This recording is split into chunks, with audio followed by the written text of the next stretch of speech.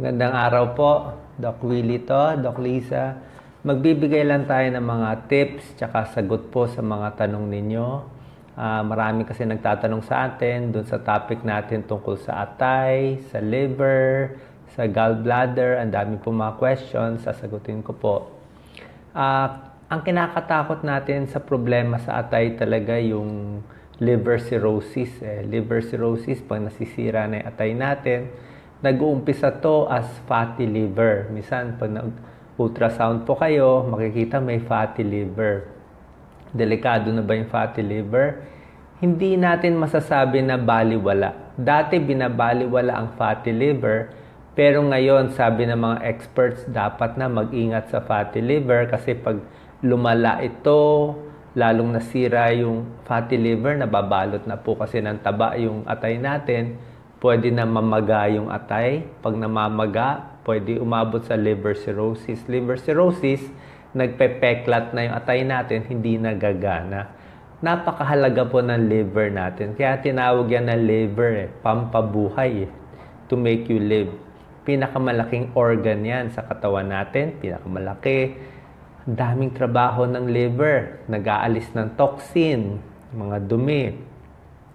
Pag meron tayong iniinom na gamot, siya rin nagme-metabolize para matanggal yung gamot pag hindi na kailangan. Nire-repair din yung katawan natin, liver din yan. Yung gumagawa ng bile, yung kulay berde, minsan nagsusuka tayo, berde na lumalabas. Yung bile, liver din gumagawa, pangtunaw ng taba na kinakain natin. Nakaipon po yan sa gallbladder. Magkadikit kasi yung gallbladder sa liver. Tapos, sa dugo din. May tulong din sa dugo. At pag-ayos ng asukal at cholesterol sa katawan natin, liver din ang gumagawa. Kaya pag nasira yung atay natin, maraming sintomas, maraming problema. Paano malalaman? Parang check-up kung nag-worry kayo, kung may problema ba kayo sa atay. Ang simple lang po, pwedeng blood test tsaka ultrasound. Ultrasound ng tiyan, medyo makikita na kung may fatty liver, lumalaki ba yung atay, tapos yung gallbladder, titignan din kung may bato ba. Pwede rin magpa-blood test yung SGPT, SGOT, liver enzymes po yan. Pag tumataas yan, ibig sabihin namamaga na yung atay. Pag sobra taas, medyo hindi na po maganda yan. Binabantayan natin yung numero niyan. So, ito po mga tips. Ulit-ulitin ko. Ang dami kasi nagtatanong paano papaalagaan ang liver natin para hindi masira? Hindi porke may sakit, ang solusyon, tableta agad.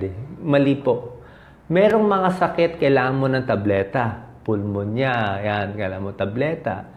High blood, diabetes, minsan kailangan mo tableta. Pero pag liver, atay, mahirap ang tableta. Mas maganda wala o konting tableta. Kasi diyan nga dumadaan sa liver yung mga tableta. Yan ang nagme-metabolize.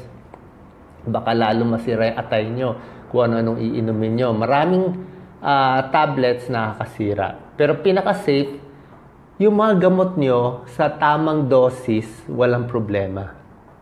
Sa tamang dosis ng gamot nyo na iniinom, okay lang po yun. Hindi naman nakakasira ng atay natin. Pero pag nasobrahan yung gamot, o baka may supplement kayo na iniinom, di alam ng doktor nyo, kailangan papaalam nyo. Lalo na kung may fatty liver na, may problema na. So, number one tip ko sa may problema sa atay, ititigil yung alak. Yan lang po solusyon, hindi tableta. Ang solusyon, puro iwas. Ito mga pagkain iiwasan natin. Number one, alak. Hindi na po pwede yung pa-red wine. Red wine, isang cup, o sasabihin, a little wine is good for your health. Pwede yun kung wala kang sakit sa atay. Pero pag may fatty liver ka na, talagang zero alcohol. Zero alcohol. Alak kasi talaga number one, nakakasira ng atay. Yan ang nakakatigas alcoholic liver cirrhosis. Yung mga manginginom talaga, atay ang tinatamaan. Number two, yung bakuna sa hepatitis. Ang hepatitis, atay din tinatamaan. So, kung wala pa kayong bakuna sa hepatitis B, may tulong po to. Check natin yung hepatitis profile po nyo. Pwede kayo magpa-request Punta kayo sa laboratory, hepatitis profile. Malalaman kung may antibody na ba kayo, may panlaban na ba kayo sa hepa, o carrier kayo, o positive kayo sa virus, posible din. So, dyan malalaman. Saan nila nakuha? Kadalasan yung nanay nila may Hepa B na pasa dun sa anak. Tapos hindi na nabakunahan yung baby, nahawa tuloy. Hepa B, nakukuha din sa pagtatalik. Kung yung partner may Hepa B, nakakahawa rin yan, sexually transmitted. Pagsalin ng dugo, Hepa B. Yung mga turok, kahit anong turok, mga droga, palit-palit ng needle, Hepa B. Hepa B may gamot ba? Actually, healthy living din.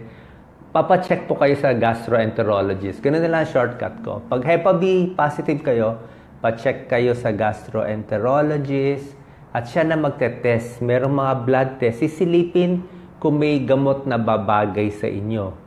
Merong instances mabibigyan ng gamot. Mamahalin lang, matagalan lang, pero merong mga iba pwede. Pero kung hindi man kaya, itong mga pag-iwas lang natin, ha? So, alak. Tapos, syempre, ang problema din kasi sa atay, pag fatty liver, dahil po sa pagkain yan eh. Lahat ng bawal, yung mga matataba. Yan, bawal. Fatty nga eh, nabalot ng taba. Mga mantika, kain sa fast foods, puro prito, kain sa labas, pagkain sa kalye, medyo madumi. Lahat po yan nakakasira ng atay natin. Kaya pinakamaganda, lutong bahay. Tapos yung hepatitis A, ang hepatitis A sa maduduming pagkain. Yan. Hepatitis B sa dugo, parehong atay ang tinatamaan po niyan. So pag natamaan kayo nito, may damage konti. Iwas din para lumakas ang atay nyo, bawas timbang.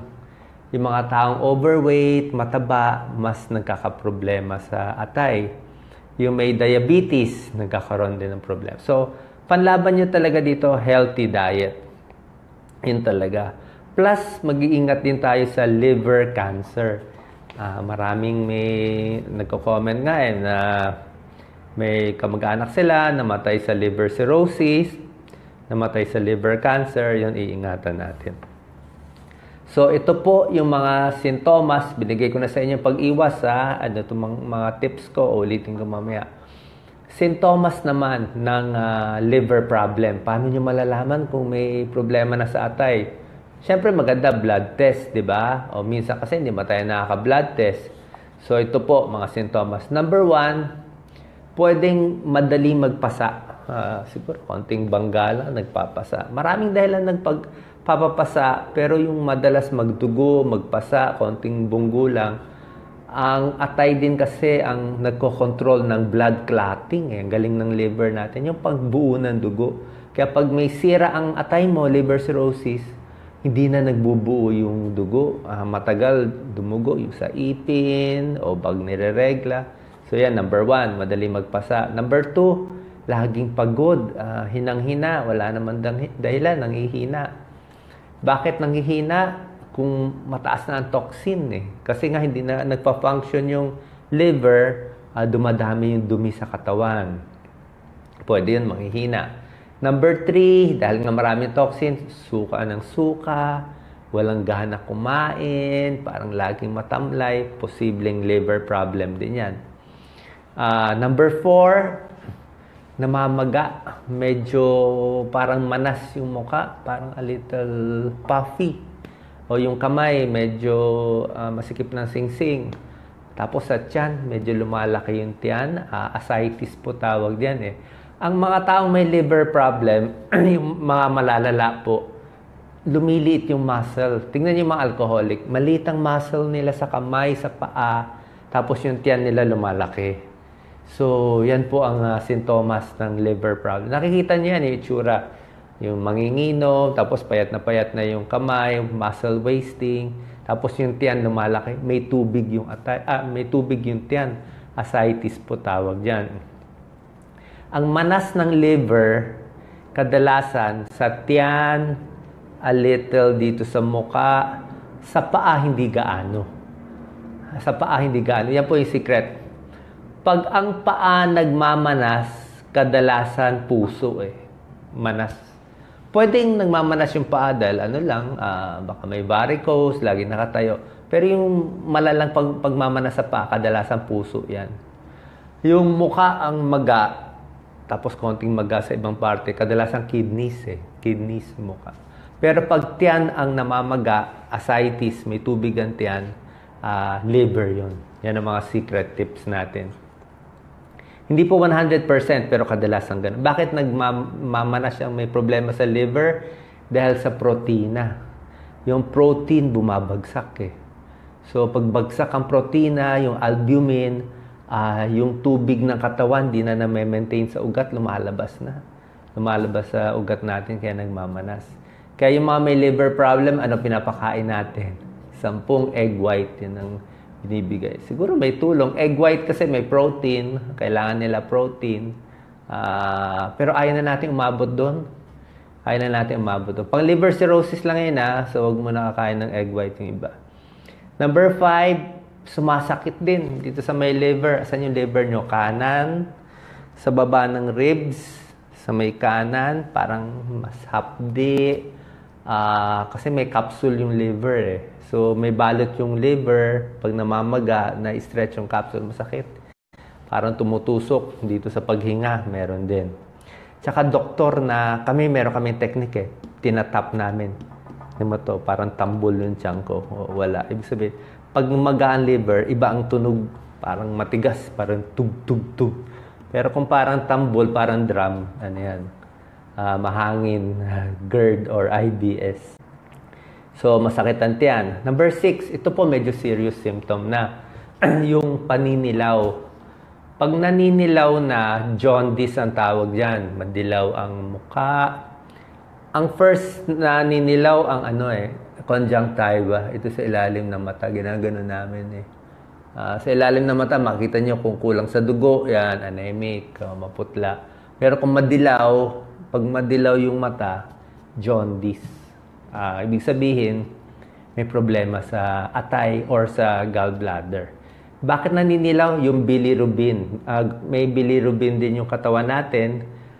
Sa liver din yan, nag-iipon So, madilaw ang mata, plus kasabay niyan, yung ihi, kulay tsaa, dark yellow. So, sa mga may hepatitis, yan po symptoms.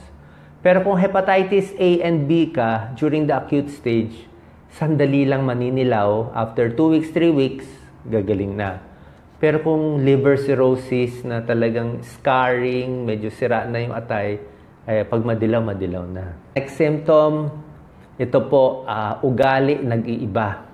Ito yung tinatawag na hepatic encephalopathy, medyo late stage na to. Kanina mga early stage na symptom. Yung late na, sabihin, yung lason ng mga toxin, hindi na malabas, yung dumi sa katawan, pumupunta na sa utak. So, pag pumupunta sa utak, nahihibang na yung pasyente, nag-iiba ugali, nakakalimot, at tulog na ng tulog. Tulog na sila ng tulog. May gamot sa liver cirrhosis, mahirap gamutin.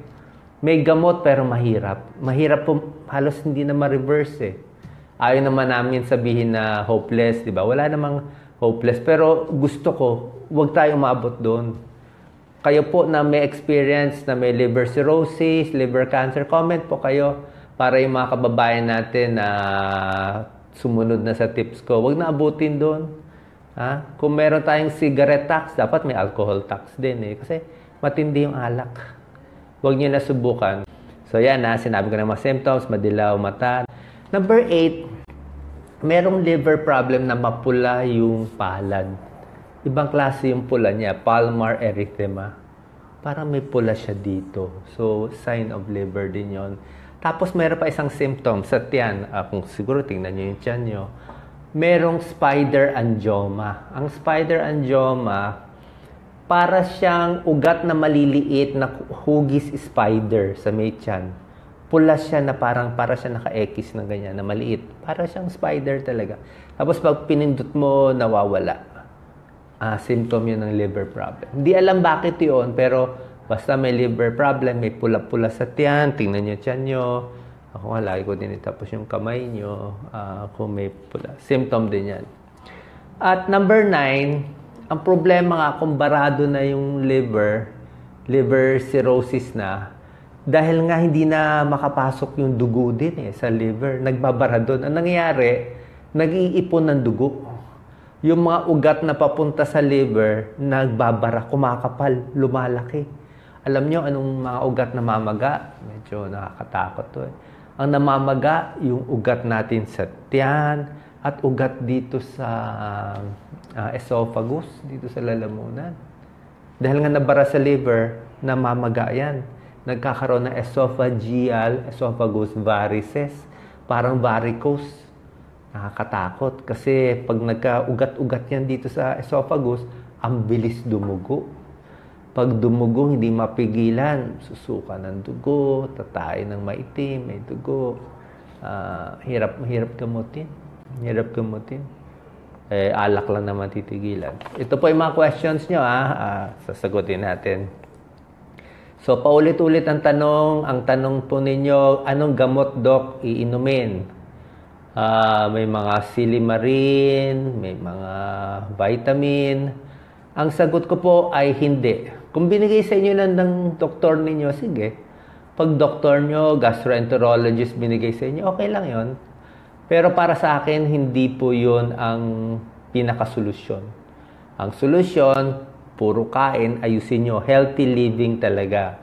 Talagang malinis na Kasi kahit anong gamot, dapat pag-iingatan natin. Yung iba, pag may fatty liver, ito depende po. Nagbibigay ng statin, yung mga simvastatin, atorvastatin. Medyo mahirap ibigay Kung sa akin, pwede mo ibigay, bababa konti yung cholesterol, yung taba. Pero pag nabigay mo naman ng matagalan, baka mamaga lalo yung atay. Kasi isang side effect nito, posible mamaga din yung atay. So yung gamot mo, hindi mo alam kung makakatulong o hindi. Kaya hindi ako ganun kahat dito sa pagbibigay ng statin. Pero kung bigay ng doktor nyo, okay lang. Kung tingin niya, tama yun sa'yo. So anong best way? The best way is lutong bahay. Okay? Lutong bahay. Sabi ko nga, i-zipper yung bibig. Diba? Yan ang turo nung uncle ko si Dr. Ador Dionisio. Sabi niya, secret yan is zipper para tumigil.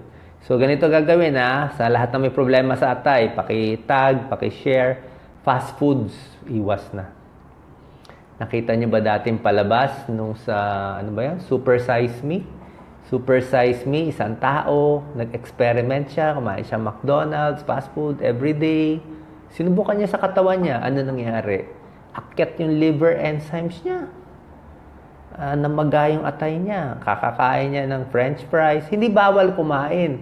Pero wag mo aaraw-arawin. Kasi pag inaaraw-araw mo, mapupuno yung atay natin. So, fast food, kahit ako makain din, paminsan-minsan. Kasi prito Mantika prito. Tapos yung pagkain sa kalye, yung mga laman loob. Ang mga laman loob po, ang taas ng cholesterol niyan. Grabe. Mga bituka, small intestine, mga Masarap, pero chicharon bulaklak, bawal na bawal. Mesentery yan Tapos, yung bilog-bilog ng chicharon bulaklak, lymph nodes yun kulani yun nakain. So, wag na lang po. Lahat ng pulutan. Gusto nyo ng mani, nilagang mani, pwede. Pero kung pritong mani, bawal. Maalat, diba? Salted pa. Mamantika pa yung mani. Tapos, minsan nasa kali pa, may pollution pa, diba? Talaga masisira yung atay natin. Mga chichirya, mga junk foods, chips, daming asin, daming hindi po maganda. Mga pulutan, yan po iwasan natin. Alam niyo naman yung mga pagkain Tumikim na lang kayo konti. Gusto mo, isang perasong lechon. Pero hanggang ganun na lang. Tapos anong gagawin? Anong detox? Tinatanong niyo, Doc, anong detox? Ang detox, iwas dito sa pagkain to, iwas sa mga bawal. Yan ang detox. Baga mag-fast food, detox na yan. Kung gusto niyo talaga mahaba buhay, vegetarian, puro gulay na lang. Kami nga pa, nagulay kami, ampalaya, sitaw, wala nga baboy halo konting mantika lang, konti lang luto, tapos may sibuyas, kamatis, gulay lang, ganun lang. Simple lang. Kanin lang puti. Sinaing, wag nang sinangag. Masyadong oily eh. Oily na, maalat pa, mamaga tayo sa alat. Gulay lang, isda lang, kung kaya nyo inihaw, o ibang luto, o steam. Steam na gulay, ginagawa ni Doc Lisa. Tapos prutas. Kahit anong prutas, okay. Mga mansanas. Mansanas may tulong po eh. Mga detox yan eh. Yung mga dumi sa katawan. Kung mahilig ka kumain ng masasama, naninigarilyo ka pa, syempre bawal yan. Sabayan mo ng mga prutas. May tulong po, nakaka-counter siya eh. Mga apple, strawberry, medyo mahal, saging, kalamansi, mga mura. Yung mga mura nating prutas, kahit anong prutas. Basta pa konti-konti. Anong klaseng prutas? Gusto ko assorted. Ang prutas nyo, wag naman sa prutas yun lang. Yung iba araw-araw lemon, wag naman ganon. Ang secret po, sinabi ko na, hindi tableta, hindi vitamin. Vitamin po, may overdose din ha, ingat. Pag na-overdose sa vitamin, liver din ang lagot.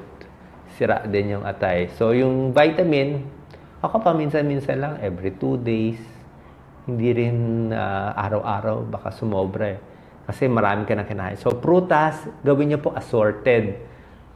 Sabi nga, kumain ka ng lahat ng kulay ng rainbow. Red, orange. May kulay red na prutas, pakwan. May orange na kulay. Carrots, napakaganda ng carrots. Yellow, green na gulay. So, mas maraming kulay. Halo-halo yung mga antioxidant. Very healthy po. Pwede kayong mag-juicer. So, yan lang po ang pinaka-detox. Vegetable, gulay, prutas. At iwas doon sa mga ibang bagay. Ito pa, check ko yung mga notes ko eh. So, yun po, ang pinaka-tips natin para sa inyo para maalagaan yung atay. Sa gallbladder, ganun din po. Kadalasan kasi gallbladder stone eh, may bato. Bakit nagkakabato? Taba din. Taba. O pwedeng calcium, o baka maalat kayo kumain, patis, toyo, naggagawa ng bato yung gallbladder. So, pag nagbara yung gallbladder, mababarahan din yung liver, maninilaw din. Kasama rin yun. Ha? So, nilinaw ko na po ha. Ito yung mga tips natin. Walang shortcut. Ayusin nyo yung pamumuhay nyo sa masustansyang pagkain. Yan po talaga After a few months na maganda itong mga kinakain nyo, gaganda ng kulay ng mukha ninyo. Mas may kulay na kayo. At matatanggal na ito yung mga dumi-dumi. Baka yung fatty liver matanggal pa. Diba? So, yun lang po ang solusyon. Hindi tableta. Kasi baka lalo pang lumala. Kasi yung mga tableta nga doon po dumadaan. So, sana nakatulong itong explanation ko tungkol sa liver, sa atay. Kasi napakahalaga po nito. Kung sa kidneys, di ba? Bato. Sa kidneys, pag nasira, may dialysis, may transplant. Sa liver, pag nasira, liver failure, walang dialysis eh. Walang dialysis dito. Liver transplant, mahirap. Mas mahirap pa yon. So, kailangan bantayan yung atay natin. Pag nasira, mahirap eh. Ang kidney nga, mahirap. Pero kahit paano, may dialysis, may transplant pa. Pero pag liver, baka hindi tayo ma-live, kaya nga pampabuhay. So, alagaan yung atay, tigil na alak, tama na yung mga patikim-tikim, sabi ni Doc. Diba? Pwede ka naman paminsan-minsan, pero kung gusto niyo talagang healthy, iwas na lang. Tapos doon sa Hepa B, huwag malulungkot, kahit Hepa B positive, sundin lang itong mga tips, mga alak, ingat, bawas po. Marami naman nabubuhay ng normal kahit may Hepa B. So, God bless po. Paki-like po, paki-share para makatulong sa ibang tao.